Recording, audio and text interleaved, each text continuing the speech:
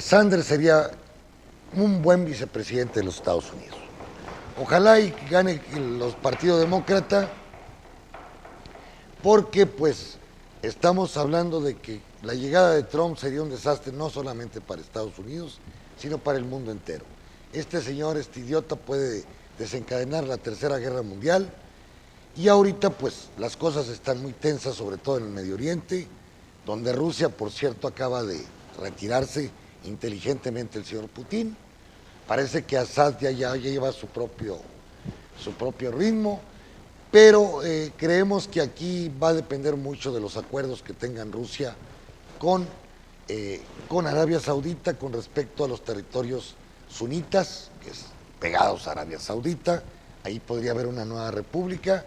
Los kurdos también están exigiendo su libertad, su creación de su propia nación, la nación kurda, que parte de ella está en Irán, otra está en Siria y otra está en Turquía y Siria. Claro que los turcos no quieren que se separe la región del Turquistán, porque sería una pérdida de territorio para Turquía, igualmente los iraníes. Pero Rusia, con este acuerdo petrolero, pues en cierta manera está cediendo, a mi punto de vista muy personal. Putin está ya en la creencia que la solución para Siria es su balcanización, es decir, de Siria crear parte de Siria, Irán y Turquía, crear el estadio, la república de, de, ¿qué dije? Bueno, la república de los sunitas, que estaría arriba de Arabia Saudita, Siria como tal, ¿verdad? Y también los kurdos, que están en la parte norte de Siria. Entonces vamos a ver el desenvolvimiento de este proceso, si son los Estados Unidos los que van a retomar ya el caso este de Siria para su balcanización, o bien dejar a Assad ahí mientras se calman, que no creemos que se calmen los ánimos, y sobre todo de que este conflicto está provocando cantidad de gente que se está emigrando a Europa, creándole una implosión propia a todos los países europeos. Entonces, pues ahí están esos dos. Primero, Estados Unidos con Trump, que ojalá y gane Hillary. Hay que votar por Hillary. A todos los que me escuchan en los Estados Unidos, esté loco, no podemos permitir que llegue a la presidencia de los Estados Unidos. En el fenómeno sirio, bueno, pues ojalá lleguen a un acuerdo Naciones Unidas o el grupo de los países más poderosos militarmente, que son Francia, Inglaterra, Estados Unidos y Rusia y China, y que lleguen a un acuerdo para que estas masacres pues ya paren. Por otro lado, las bolsas hoy rebotan. El petróleo, por ejemplo, está rebotando porque se está viendo que el día 20 va a haber una reunión de árabes, rusos, iraquíes, iraníes, para ver el congelamiento de la producción petrolera. El que no quiere aceptar por lo pronto es Irán, porque está produciendo 3 millones de toneladas de petróleo, 3,000 barriles diarios. Quieren llegar a 4 millones de barriles diarios, y ahí sí decir, bueno, pues le bajo a 3,900, 3,800. Congelamos la producción con el propósito de que los precios sigan aumentando. Es decir, a $50, no esperen más. De ahí que las bolsas ahorita están teniendo buenos resultados, y el otro resultado es que la señora Yellen de la Reserva Federal de los Estados Unidos pues anuncia que no va a haber aumento de las tasas de interés. Y no puede haber, porque la inflación norteamericana permanece abajo, aunque este mes pasado hubo un repunte ahí del 2.3, o 0.3, perdón, menos del 1%, obviamente, que sería el 33%, 3.3 anual. Hubo un repunte de la inflación en Estados Unidos, pero al mismo tiempo tenemos una baja de la producción industrial y manufacturera de Norteamérica, lo que están previendo en un futuro no muy próximo, algunos de ellos, de que se dé un proceso de deflación. ¿Qué pasa con esto de que la señora Yellen no quiere aumentar las tasas de interés? Pues va a tener crédito barato el pueblo norteamericano, los bancos, no el pueblo. Como dicen, hay agua, pero el caballo no va a tomar agua. Los norteamericanos no están pidiendo dinero, la situación económica interna de Norteamérica les impide, o más bien les inhibe hacer nuevas inversiones, porque pues hay sobreproducción. ¿Para qué generar nuevas inversiones con maquinaria, con empleo? si las mercancías que actualmente tienen no están siendo consumidas. Clásico problema del sistema capitalista desde Malthus, de Sismondi, discusiones con Ricardo Jean-Baptiste Say y John Stuart Mill. Entonces, ahí está todavía ese juego de oferta y demanda que no existe, no es perfecto. Vamos, que en el término real la libre equilibrio no existe. El Estado tiene que intervenir cuando hay crisis para suplantar las inversiones privadas y el ahorro privado. De ahí que la política keynesiana, que nace en los años 30 del siglo pasado, los años 20, era su propuesta. Cuando hay crisis, cuando no hay inversión, debe el Estado intervenir para dinamizar la demanda efectiva y aplicar el multiplicador de la demanda. Pero actualmente, con las políticas keynesianas, del quantity easing, es decir, 10 mil millones, trillones de dólares que han estado repartidos por Japón, por China, por Estados Unidos, para facilitar más la inversión, no ha resultado.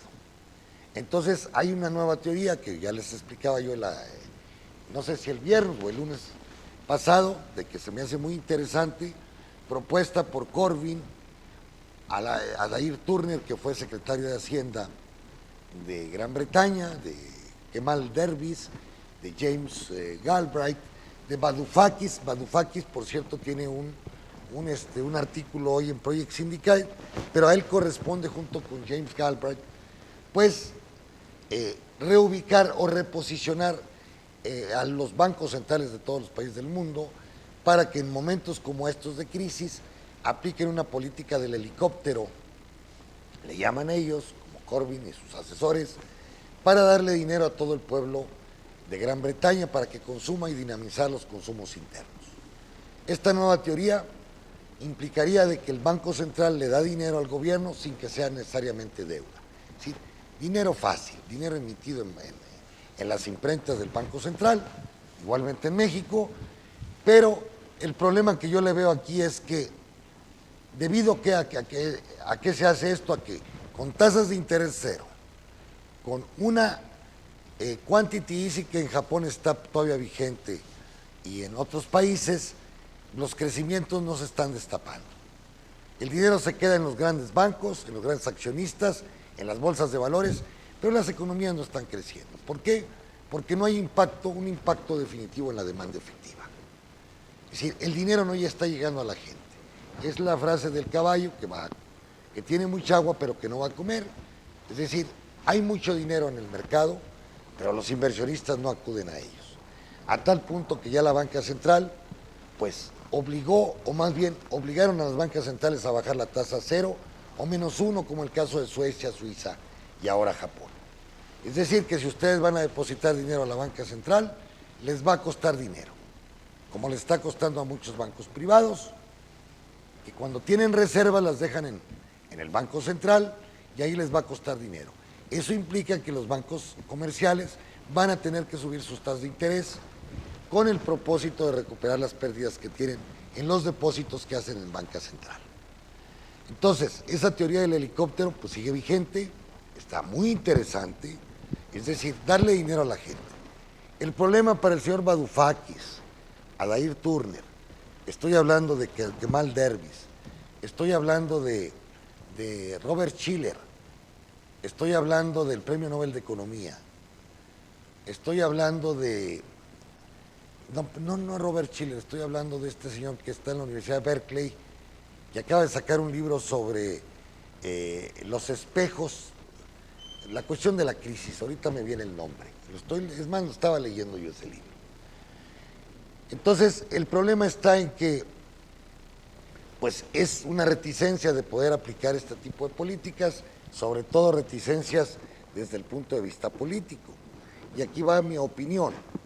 Miren, en Gran Bretaña, en Estados Unidos, en Francia, donde el sistema jurídico o el sistema vamos a decir, de derecho, el Estado de Derecho está muy bien definido, hay honestidad en la gente, no todos muy honestos, pero en general. Se puede aplicar esta política de darle dinero a la gente para que consuma. Pero ¿qué pasaría si ustedes le dan una carta abierta al PRI? Esta bola de corruptos, empezando por su presidente, el secretario de Gobernación, de Hacienda, ese es el de los peores, Imagínense, le dan a ustedes una carta abierta de emitir dinero por Banco de México para dárselo a la gente, obviamente se lo van a dar inmediatamente a las lideresas del PRI, van a generar corrupción, van a inscribir gente de más en las listas, van a obtener dinero ilícitamente. Ese es el problema de países como México, el país más corrupto de la América Latina, hablo yo, de los países grandes, en donde pues hacer una política del helicóptero sería interesante desde el punto de vista de la demanda efectiva, pero ¿cómo hacerle? O hacer lo que hizo Andrés Manuel López Obrador, de que así como se le da a los viejos 1,000 pesos, 1,500, por repartir 1,500 pesos a todo el que tenga una tarjeta de lector. Y tiene que ser a ricos, pobres y por igual, para que la gente pueda consumir y así dinamizar la demanda interna. Pero bueno, esto obviamente pues va a depender de mucha discusión que va a haber a nivel mundial, porque el sistema capitalista parece ser, va hacia una nueva recesión. Cada 8 años se dan las recesiones en el sistema, es decir, en promedio. Entonces, 10 años, vamos a decir, máximo. Y luego también están las recesiones o las crisis de largo plazo del maestro Kondratiev, economista ruso. Pero, en este caso, se antoja la política de Corbyn, de Sanders, de toda la gente de izquierdas socialdemócratas, para poder solucionar el estancamiento que actualmente vive el sistema capitalista a nivel mundial. Volviendo al caso de México, que vive una crisis, México está creciendo al 2%, pero su población necesita crecimientos del 4 o 6 para poder absorber la cantidad de mano de obra joven que existe en el país.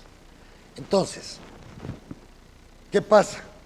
Que al disminuir en los ingresos petroleros, el Estado ha tenido que recurrir al endeudamiento terrible que actualmente, según la Comisión Económica para la América Latina, ya México ocupa el tercer lugar en endeudamiento después del Brasil y el Uruguay. Claro, Uruguay tiene 14, 15 mil dólares por habitante, Brasil tiene 11, un poquito más que nosotros, pero pues el problema está en que la deuda del 20% que representaba el 20% del Producto Interno Bruto, el Producto Interno Bruto era, en aquel entonces, a términos actuales, 18 por 2, pues la deuda era de 360 mil millones de dólares, de pesos, perdón. Actualmente ya la deuda representa 9 millones, 3 trillones en términos norteamericanos, 600. Pero actualmente la deuda mexicana se ha trepado ya al 50%. Y como dice Carmelita Reinhardt, de allá de la Universidad de Harvard, pues hay mucha deuda oculta. Deuda de pensiones, deuda de proveedores, deuda de todo. Entonces, ese 50% es hipotético. Creemos nosotros que puede irse más arriba y que puede llegar a un 60-70%, como van los incrementos de la deuda con Peña Nieto. Entonces, eso implica que gastemos 500, 600 mil, o puede ser al rato 1 billón, de intereses de pago de la deuda. Esto implica también de que el 20-25% del presupuesto se vaya en pensiones y deuda. Implica de que haya menos inversión pública, obra pública, por eso se sugiere el modelo del helicóptero para poder emitir dinero fácil sin que sea deuda, para dinamizar la demanda del empresario y la demanda del público consumidor. Y ahí es donde está la discusión, ¿qué va a recuperar el sistema? Yo siempre he sostenido en este programa que para que el sistema capitalista pueda crecer equilibradamente, tienen que estar aumentando los salarios como aumenta el ritmo de la productividad o de los desarrollos de las fuerzas productivas, en términos marxistas. Es decir, si se destapa la productividad o el capital constante, como le llama Marx, con respecto al capital variable, va a haber necesariamente una disminución de la tasa de ganancia, y entonces los empresarios no, ¿por qué? Porque no hay demanda, y al no haber demanda pues no hay producción, al no haber producción no hay empleo, al no haber empleo el consumo disminuye, y ahí con ello pues las utilidades también de los empresarios. Entonces, ¿qué se sugiere? Pues se sugiere sencillamente de que hay que dinamizar la demanda efectiva. Mi teoría es vía salarial. Es decir, por decreto, como lo están proponiendo también los del helicóptero, por decreto aumentar los salarios de acuerdo a cómo vaya aumentando la productividad de los últimos 10 años, no de este año. Si se ha desfasado el salario con la productividad, hay que empatarlo. ¿Que va a provocar algo de inflación? Sí, sí va a provocar. Pero a veces preferimos algo de inflación a que 50 millones de mexicanos vivan en la miseria. Y claro, si a esto le agregamos la corrupción tan terrible, la deuda de los gobiernos de los estados y municipios, pues todas las cosas se complican. Hoy precisamente, con la noticia de la señora Bárcenas, que la mandamos a saludar muy cordialmente porque es una gran directora de la Comisión Económica para la América Latina, pues ella dice las deudas están creciendo exponencialmente. Claro, aduce, porque han bajado el precio de las materias primas, los países han tenido que endrogarse para compensar esas bajas de precio. Es decir, el caso más desesperante ahorita es Argentina, donde el idiota de Macri, pues va y disminuye los impuestos a los agricultores. Va y mete una moneda libre, es decir, fluctuación. Y ahora está cediendo con los fondos buitres para pagar la deuda de 12,000 millones, de 4,000 o 5,000 millones, y va a pedir dinero prestado por 12,000 millones. Es decir, vuelve a meter a Argentina en este círculo vicioso que lo metió Menem en aquella época de los años 2000, donde estúpidamente van y piden dinero prestado, no pueden pagar, llegan a la insolvencia, viene la hiperinflación en Argentina, la gran devaluación de su moneda y los mismos pasos que siguió Menem parece ser que los está repitiendo el señor Macri. Y esto es muy peligroso porque si Macri no está completando dinero desde el punto de vista de las finanzas públicas, lo único que está haciendo es recurrir a la deuda, lo que no estaba haciendo Cristina. Cristina emitía dinero, sí, se generó una inflación en Argentina, sí, pero Argentina no estaba a disposición de los fondos buitres a nivel mundial. Hoy la Cámara de Diputados o senadores, ojalá y detengan a Macri, y ahí es donde va a quebrar el modelo de Macri. ¿Cómo se le ocurrió, como yo dije aquí, cuando él toma posesión, de disminuir los impuestos cuando a los más ricos de Argentina, que son los agricultores, no hay duda, y que son una pequeña masa de consumidores? Esto obviamente está afectando a la finanza pública, está desocupando mucha gente, está haciendo una política antisocial terrible, el señor Macri, y lo único que le va a provocar son tensiones sociales y políticas internamente. Y al mismo tiempo va a provocar que el señor quiera entregarse vilmente al gran capital internacional, con las consecuencias que ya hemos visto en la propia Argentina y en el caso de México, con el caso de Salinas de Gortari, ¿verdad? Y Miguel de la Madrid. Entonces, en el fenómeno mexicano, la deuda ha crecido del 30 o del 25% del PIB a un 50%. El problema es que el país que más crece la deuda es México. Crece 15% anual. Si le agregamos a la cantidad que tenemos ahorita de deuda, de 9 trillones o billones de pesos, le agregamos términos de crecimiento del 10-15%, pues vamos a estar observando que mínimamente la deuda va a aumentar un 35-40%. Es decir, trepan, si creciera al 50%, pues trepan al 60-70% del Producto Interno Bruto, la dimensional de la deuda nacional. Y sin incluir, pues, los compromisos que tiene el Estado mexicano con respecto a las pensiones, que se calcula que las pensiones en este país equivalen al 1.5 del Producto Interno Bruto. Es decir, más de 23 mil billones de pesos, lo cual pone a la perspectiva a una economía mexicana, pues casi igual que la griega, en insolvencia. Y esto es lo peligroso en gobiernos que son tan corruptos, en donde el Estado de Derecho no existe, y en gobiernos que no les importa vender hasta el alma al diablo, como es aquella gran novela de ¿cómo se llamaba la novela de El retrato de Dorian Gray? Bueno, entonces, jóvenes, pues es complicado, el mundo probablemente vaya hacia una nueva recesión, cada 8 años hay. Del 8 al 16 son 8 años, o del 9 al 17. Vamos a tener una bajada, El problema está en que ya los bancos centrales no tienen margen. Ya bajaron las tasas de interés a cero. No les queda más que el dinero fácil, pero ya no se lo quieren entregar a los bancos. Ahora están sugiriendo que mejor se lo entreguen a la gente. La pregunta mía, ¿qué va a pasar con el PRI cuando le autoricen a mandar dinero fácil a todo el pueblo mexicano? Pues los va a querer comprar para que sigan votando por estos corruptos. Y hablando de los priistas corruptos, hoy hubo una conferencia de prensa en un restaurante muy conocido aquí en Saltillo, donde el ingeniero Armando Guadiana Tijerina, candidato independiente de Coahuila, presenta pruebas de los contratos de la deuda de Coahuila. Como antecedente les diré que se deben más de 37 mil millones de pesos. Coahuila es el estado que más debe por habitante en la República Mexicana. La pregunta que todos los coahuilenses nos hicimos, bueno, en un año adquirieron el 90% de la deuda, 20 mil, 23 mil millones. ¿Qué le hicieron a ese dinero? ¿A dónde fue a dar ese dinero? Gentes como nosotros hemos supuesto, hemos ya pregonado que muy parte de ese dinero fue a dar a las arcas del Estado de México o a la campaña de Peña Nieto. Porque el PRI solamente con dinero gana, solo no gana nunca. Entonces, hoy el ingeniero Guadiana Tijerina presenta contratos que hicieron en el gobierno de Coahuila con FICREA, de amargos recuerdos que trae ahorita volando a una serie de gentes que depositaron en ese banco. FICREA le presta al estado de Coahuila, pero como antecedente para comprar ¿qué?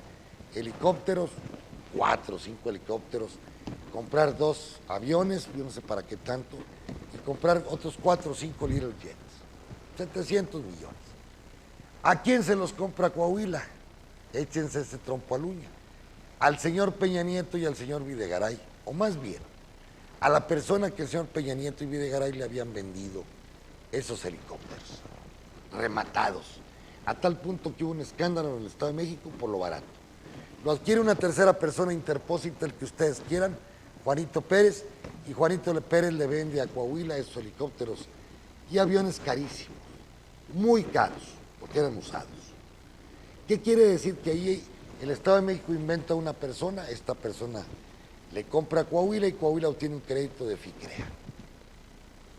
Todos los caminos y todas las indicaciones o todas las suposiciones van a Peña Nieto y a Videgaray, no hay duda al respecto. Ya se le enviaron las copias a Andrés Manuel, a MC, a PAN, a todos.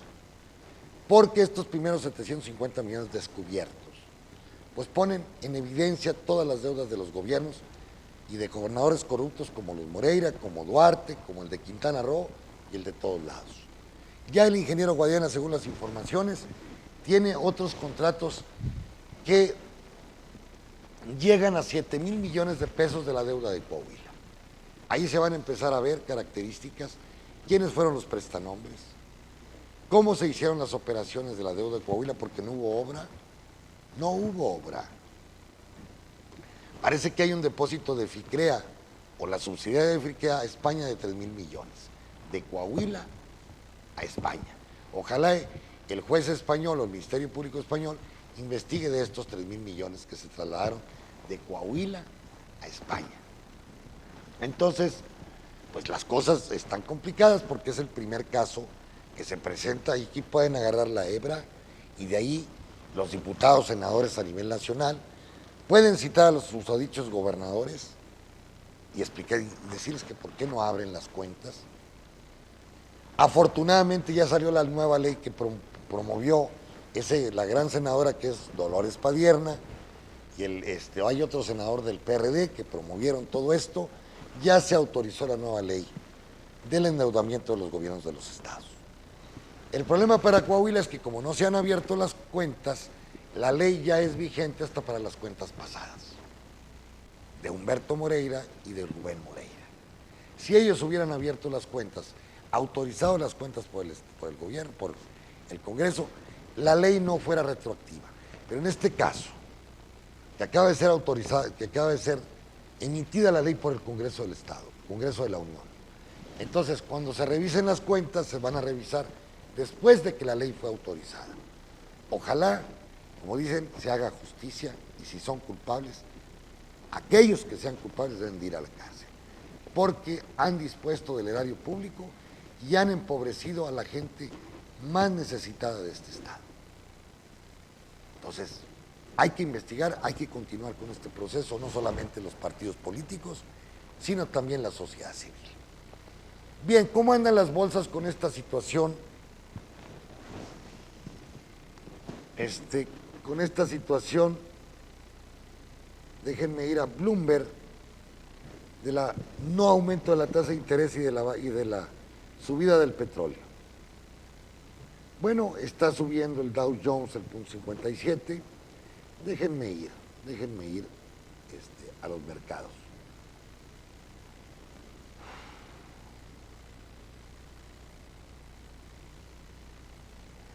El 0.49 es la última información que tenemos